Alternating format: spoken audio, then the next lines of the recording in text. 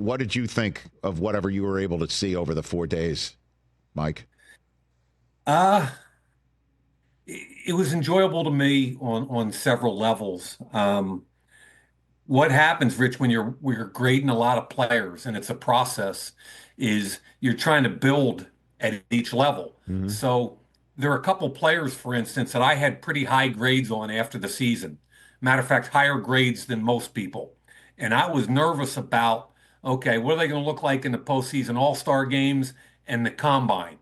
And two of those guys I was really looking at this weekend were tight end Terrence Ferguson from Oregon. Mm-hmm. And I put a big grade on him off tape, like a late second round, early third. And this is a big tight end class, right? And I've got him as the number 4 tight end overall. Mm-hmm. And he ran 4.63. He jumped 40 or 39 inches, I want to say, 10'2" on the broad, showed a bunch of lower body explosion, and it made me feel good because he looked good in the All-Star game. Now I got to see him in a pair of gym shorts running around. He can threaten the seam, play action. He can get deep at level 2 and 3, caught the ball really well. So I think he's going, late 2, early 3. And the other kid I was really interested in was Billy Bowman, the safety from Oklahoma. He looked good. And Rich, I don't know if Daniel has a comp on him, but all over my notes, I've got Antoine Winfield Jr. written in good. Billy Bowman's notes. They're really close size-wise. The kid had 41 starts, 11 interceptions. He back to the house. So the tape for me was a big check.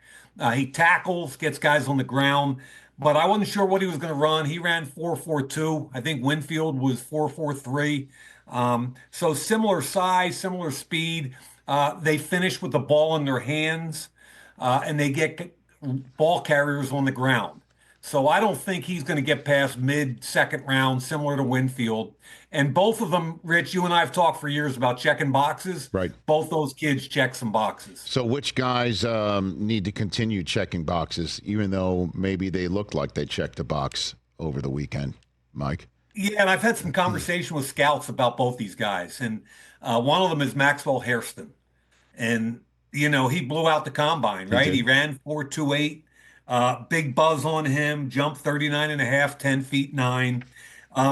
Two things jump off tape with this kid. I didn't even know who he was when I put the first tape in. And his catch-up speed is breathtaking on tape. Like the 4.28 translates, in other words. It's confirmed on tape. Against Texas on a couple deep routes, he made up some distance I couldn't believe on those Texas wideouts. So the other thing that was apparent on tape was tackling might be an issue. And he missed 4 tackles against Texas. Keep in mind, he's 183 pounds. I thought there was a concerning lack of physicality in his game. Now, he missed 6, 7 games this year with a shoulder. I think Texas was his first full game back after the shoulder. So if I'm a GM or a coach looking at his tape, I'm going to be looking at all his special team reps because he was a gunner and a jammer. Made a great tackle against Louisville in the open field because he was too fast from the 2 guys trying to block him. So I'm not trying to say that physicality is going to be an issue, but what I'm telling you is they're checking on all of that right now. All the movement skills and the speed jump off tape. First round all day long. But at 183 pounds, NFL teams will force you to tackle. If you don't want to tackle and you're 180 pounds, they will force you to tackle schematically. So bottom line, you better be comfortable with this kid's toughness, physicality, and ability to tackle before you put a high number on him. Catch the Rich Eisen Show live weekdays from 12 to 3 p.m. Eastern on Roku Sports Channel in the U.S.